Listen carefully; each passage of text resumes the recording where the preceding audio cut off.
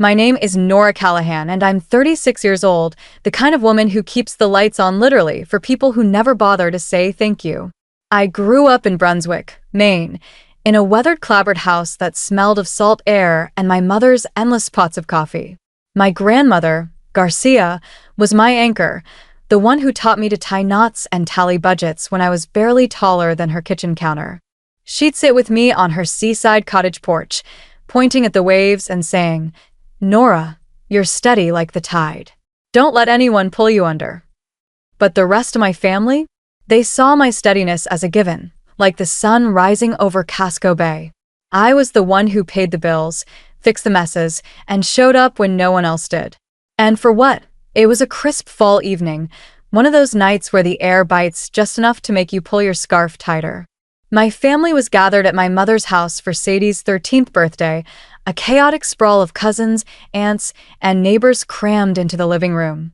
I stood by the dessert table, watching Sadie peel the wrapping off the new phone I'd bought her, a shiny thing she'd begged for, though I knew her mother, Lauren, my younger sister, wouldn't have chipped in a dime.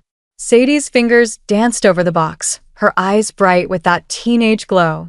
Then she looked at me, her smile sharp, and said, "Mom says you're just a bank account we don't need." It came out like a joke, all sugar-coated venom, the kind of line that stings before you even feel the cut. The room erupted in laughter. 30 voices, maybe more, bounced off the walls, carefree and cruel. My sister, Lauren, lounged on the couch, her wine glass tilted just so, her lips curled in that smug way that said she'd planned this. She didn't look at me, didn't need to. My mother, Diane, was in the kitchen, stirring a pot of chowder she'd never eat, her shoulders giving that tiny shrug I knew too well, her silent approval. My father, Robert, sprawled in his old recliner by the sliding door, raised his beer and chuckled. Well, kid's got a point. My uncle snorted into his napkin, and my cousin, who still owed me for bailing her out of a car repair last spring, clapped like Sadie had just dropped a mic on a comedy stage. I stood there, the phone's receipt still crumpled in my pocket, my hands heavy with the weight of everything I'd carried for them. The utilities I'd paid when Lauren forgot. The school fees for Sadie's fancy arts academy. The hospital bill for Dad's knee surgery when his insurance lapsed. I was the one who showed up, always, and now I was the punchline. Sadie met my eyes, still smiling, and said, "Thanks for the phone, Aunt Nora," like nothing had happened. I swallowed hard, nodded, and felt the room shrink around me. There was no place for me here, not really. Not anymore. My name is Nora Callahan, and I'm 36 years old, the kind of woman who keeps the lights on literally for people who never bother to say thank you. I grew up in Brunswick, Maine, in a weathered clapboard house that smelled of salt air and my mother's endless pots of coffee. My grandmother, Garcia, was my anchor, the one who taught me to tie knots and tally budgets when I was barely taller than her kitchen counter. She'd sit with me on her seaside cottage porch, pointing at the waves and saying, "Nora, you're steady like the tide. Don't let anyone pull you under." But the rest of my family? They saw my steadiness as a given, like the sun rising over Casco Bay. I was the one who paid the bills, fixed the messes, and showed up when no one else did. And for what? It was a crisp fall evening, one of those nights where the air bites just enough to make you pull your scarf tighter. My family was gathered at my mother's house for Sadie's 13th birthday, a chaotic sprawl of cousins, aunts, and neighbors crammed into the living room. I stood by the dessert table, watching Sadie peel the wrapping off the new phone I'd bought her, a shiny thing she'd begged for, though I knew her mother, Lauren, my younger sister, wouldn't have chipped in a dime. Sadie's fingers danced over the box, her eyes bright with that teenage glow. Then she looked at me, her smile sharp, and said, "Mom says you're just a bank account we don't need." It came out like a joke, all sugar-coated venom, the kind of line that stings before you even feel the cut. The room erupted in laughter. 30 voices, maybe more, bounced off the walls, carefree and cruel. My sister, Lauren, lounged on the couch, her wine glass tilted just so, her lips curled in that smug way that said she'd planned this. She didn't look at me, didn't need to. My mother, Diane, was in the kitchen, stirring a pot of chowder she'd never eat, her shoulders giving that tiny shrug I knew too well, her silent approval. My father, Robert, sprawled in his old recliner by the sliding door, raised his beer and chuckled. Well, kid's got a point. My uncle snorted into his napkin, and my cousin, who still owed me for bailing her out of a car repair last spring, clapped like Sadie had just dropped a mic on a comedy stage. I stood there, the phone's receipt still crumpled in my pocket, my hands heavy with the weight of everything I'd carried for them. The utilities I'd paid when Lauren forgot. The school fees for Sadie's fancy arts academy. The hospital bill for Dad's knee surgery when his insurance lapsed. I was the one who showed up, always, and now I was the punchline. Sadie met my eyes, still smiling, and said, "Thanks for the phone, Aunt Nora," like nothing had happened. I swallowed hard, nodded, and felt the room shrink around me. There was no place for me here, not really, not anymore. Before dawn, I drove across Brunswick, the streets empty except for the glow of streetlights on wet pavement. My mother's house sat at the edge of town, a squat, shingled place that always smelled faintly of fish and coffee. I didn't knock. I didn't need to. I set the duffel bag at the base of the front steps, where someone, probably Lauren, would trip over it in the morning. It wasn't dramatic, just final. I wasn't stealing anything. I was giving back what they'd taken for granted, and I got back in my car and drove, not home, but out of town. By the time the sun rose, I was 2 hours away, sipping coffee in a diner that smelled of grease and maple syrup. My phone buzzed as the first cracks appeared in their world. Lauren called first, 3 times before breakfast, her voicemails sharp and panicked. "Nora, what's going on? The internet's down, and Sadie's got a project due." Then Mom, texting, "Something's wrong with the heat. Can you check?" Dad's pharmacy app rejected his prescription refill, and by noon, the mortgage company sent a past-due notice. I let each message sit, unanswered, like stones in a river. I wasn't cruel. I'd spent years keeping their lives afloat. Lauren's late rent, Mom's forgotten grocery bills, Dad's medical copays. When Lauren's ex left her with nothing but debt and a kid, I stepped in. When Mom's arthritis flared, I paid for her meds. When Sadie needed art supplies, I bought them. But they never saw me, not really. To them, I was a checkbook with a pulse, and Sadie's words at the party had sliced that truth open. BY afternoon, Lauren's text turned sharp. "Is this you? Are you seriously doing this to us? Grow up, Nora."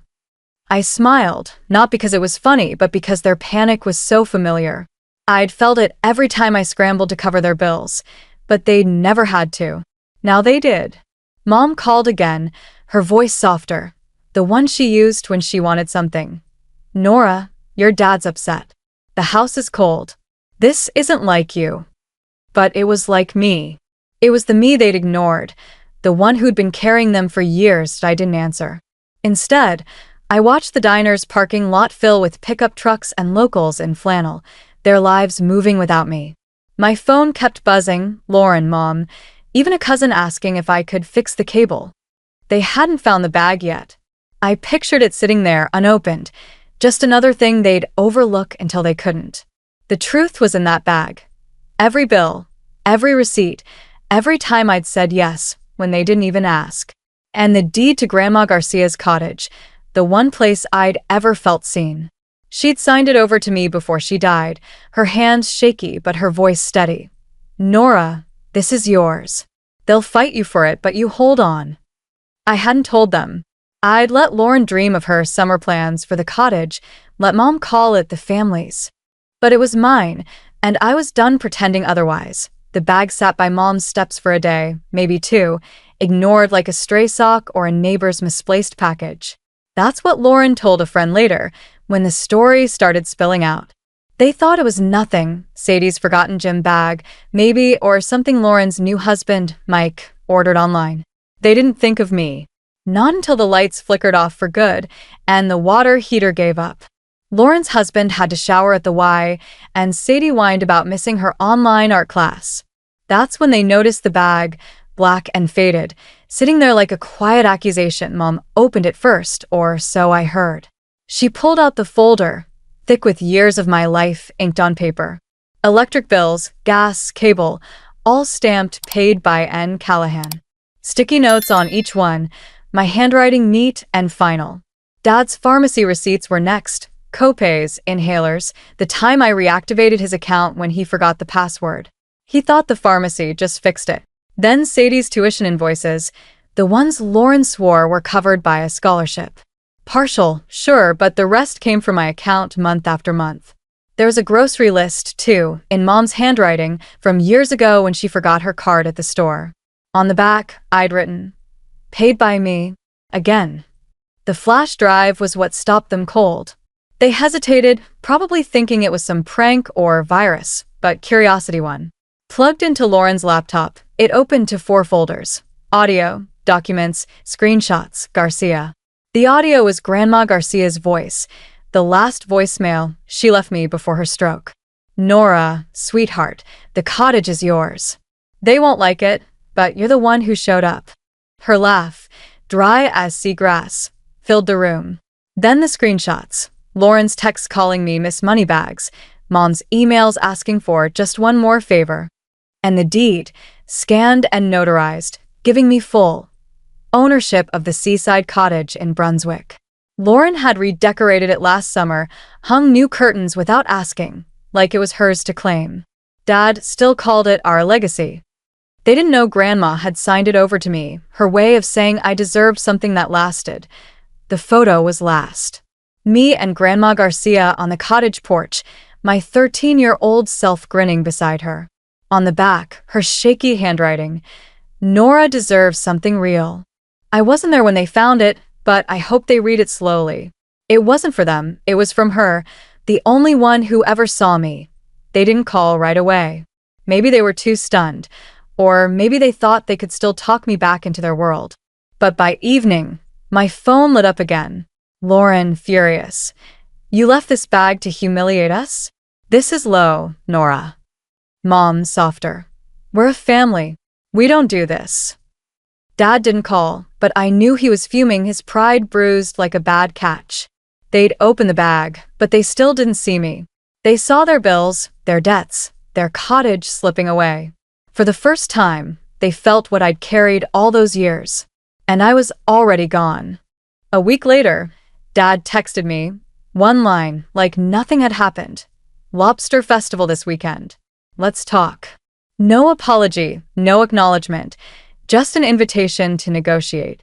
I said yes, not because I wanted to fix things, but because I knew they'd found the bag.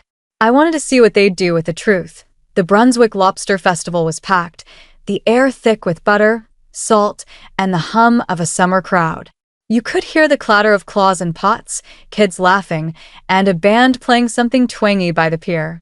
I found Dad in the stands, near the food tents, clutching the duffel bag like it was proof he still had control. He looked older than I remembered, his flannel shirt sagging on his shoulders, his eyes darting like he was waiting for a storm. I sat 2 seats away, close enough to hear, far enough to keep my space. He didn't say hello. Just grinned, like he was the one giving me a chance. "This little stun of yours," he said, tapping the bag. "It's cute, Nora, but it won't hold up. A few bills, a voicemail from a dead woman, a deed she didn't mean to sign. Nobody's buying it." His voice was sharp, too fast, like he was trying to convince himself. He laughed, but it cracked, and his knuckles went white on the bag strap. "You've embarrassed us. Mom's crying, Lauren's a mess, Sadie's getting questions at school. What do you want?" I looked at him, then at the crowd. Families cracking lobster shells, vendors calling out specials, the ocean glittering beyond the tents. The noise blurred, and I felt steady, like Grandma Garcia's hand on my shoulder all those summers ago. "Nothing," I said, my voice calm. He flinched, like I'd shouted. I stood, pulling the folder from my bag, the same one I'd left in the duffel, with the cottage deed on top. People nearby glanced over, sensing something. "My name is Nora Callahan," I said, loud enough for the stands to hear. "For 20 years, I paid for this family to keep going. Electric, gas, Sadie's school, Dad's meds, Mom's groceries. Not because you asked, because you never thought I'd stop." A woman by the beer tent whispered to her friend. Someone pulled out a phone. I held up the deed, the notary's seal catching the sunlight. This is the deed to Grandma Garcia's cottage, signed to me because I was the one who stayed when she couldn't walk anymore. You called it our legacy, but you never earned it. Dad tried to interrupt, muttering about misunderstandings, but I didn't stop. You said I was lucky you raised me, but I raised myself. And then I carried all of you. I dropped the folder at his feet. You don't get to lie about it anymore. I walked through the crowd, past the lobster rolls and the gawking strangers, my step steady. For the first time, I wasn't running from them. I was leaving their story behind, and it felt like breaking the surface after years underwater. That night, my phone buzzed like a wasp trapped in a jar. 27 missed calls. Lauren, Mom. Even one from Sadie. Lauren's text came first, all fire and blame. You humiliated us at the festival, Nora. Sadie's crying, the whole town's talking. You weaponized the truth. As if hiding it was better. Mom's voicemail was softer, the kind she used when she wanted me to fix something. Nora, this isn't us. We're a family. Your dad's quiet. Lauren's falling apart. I miss you. I listened once, then deleted it. It wasn't forgiveness they wanted. It was control, BY mourning. The story had legs. Someone at the festival, maybe a neighbor, maybe just a stranger with a phone, recorded my words. The video spread online, no names, just a woman's voice listing every bill she'd paid for a family that didn't care. I didn't post it, didn't need to. The truth doesn't need a push to travel. Lauren took to Facebook, posting a photo of her, Mom, and Sadie, all smiling like they'd just weathered a storm. The caption read, "Families face tough times, but love pulls through. We choose forgiveness, even when it's not returned." Comments piled up. So strong, Lauren. Family first. They were rewriting the story, painting me as the villain who'd walked away. Sadie's message came later. A single voice note, her voice small and shaky. I didn't mean it, Aunt Nora. I didn't know it'd hurt. She didn't say what. Her words at the party, the laughter, the years of taking me for granted. But for once, she said my name like it mattered. I didn't reply. I wasn't angry, just done. I'd spent my life answering their calls, fixing their messes, and I was tired of it. Grandma Garcia used to say, "You don't owe anyone your peace, Nora." I was finally listening that I stayed in a motel that week, a cheap place off the highway where the coffee tasted like burnt rubber and the Wi-Fi barely worked. I didn't check social media, didn't read the comments. I didn't need to. I knew what they'd say. Some would call me brave, others petty. It didn't matter. The truth was out, and I wasn't carrying it anymore. I thought about the cottage, the way the sea smelled when Grandma and I would sit on the porch, her stories filling the air. She'd left it to me because she knew I'd need a place to land when the family I carried finally let me fall. Lauren called again, her voice sharp through the static. "You think you're better than us, Nora? You're just a checkbook with a grudge." I let the phone ring out. Mom tried, too, her tone pleading. "Let's talk, honey. We can fix this." But there was nothing to fix. They'd built their lives on my silence, and I was done giving it. I blocked their numbers one by one, not out of spite, but because I was choosing the quiet I'd earned. The kind that doesn't demand anything, just lets you breathe. I drove to the seaside cottage a few days later, the road winding through pines and salt marshes until the ocean opened up, wide and gray. Grandma Garcia's place was smaller than I remembered, its shingles weathered, the porch railing loose from years of storms. It smelled of dust and seaweed, the kind of scent that clings to your clothes and your memories. I stepped inside, my boots echoing on the hardwood. The floral couch was still there, faded but stubborn, like Grandma herself. Upstairs, the bathroom faucet dripped, and Lauren's half-finished renovation projects, paint cans, rolled-up rugs, cluttered the guest room. I boxed them up, left them by the door. Some things you don't clean, you just clear out. I set the photo of me and Grandma on the kitchen table, her handwriting faint but clear. Nora deserves something real. I didn't need the ink to remember her. She'd been the one who saw me, who sat with me when I was 13 and taught me to balance a checkbook while the rest of the family laughed on the beach. She'd known they'd take until I had nothing left, So she gave me this, a place to start over. The deed was filed, quiet and legal. The county clerk had asked if I wanted to notify any family members. I shook my head. They'd find out soon enough. I stood on the porch, a mug of coffee warming my hands, the sea stretching out like it didn't care who claimed it. My phone was silent, no texts, no voicemails, no emergencies demanding I fix them. For the first time, I felt the quiet not as absence, but as space. Space to breathe, to think, to be Nora, not the family's aim. I didn't tell anyone I'd moved. I didn't post about the cottage or the view. I just updated my address, let the world shift around me. Lauren's curtains still hung in the living room, but I'd take them down later. For now, I let the light filter through, soft and unbroken. I thought about Sadie's voice message, her small "I didn't mean it." Maybe one day I'd answer, when the hurt wasn't so raw. But not now.